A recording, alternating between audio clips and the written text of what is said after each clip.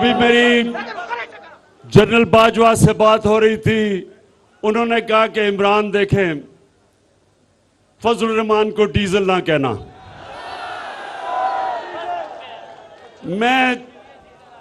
میں تو جنرل باجوہ نہیں کہہ رہا، لیکن عوام اس کا نام ڈیزل رکھ دیا، عوام نے اس کا نام.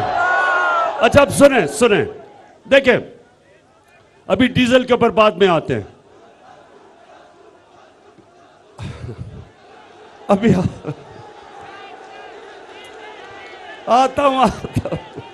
سنیں دیکھیں نوجوانوں، مجھے موقع نہیں ملتا آپ سے ہر روز بات کرنے کا، تو میں اس موقع کا فائدہ اٹھاتے ہوئے صرف میں آپ کو ایک چیز سمجھانا چاہتا ہوں کہ انسان جب کسی کے سامنے جھکتا ہے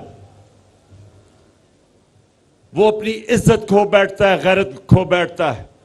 اور جب ایک قوم کسی کے سامنے جھکتی ہے، اس قوم کی کوئی عزت نہیں کرتا، اس ملک کے پاسپورٹ کی کوئی عزت نہیں کرتا.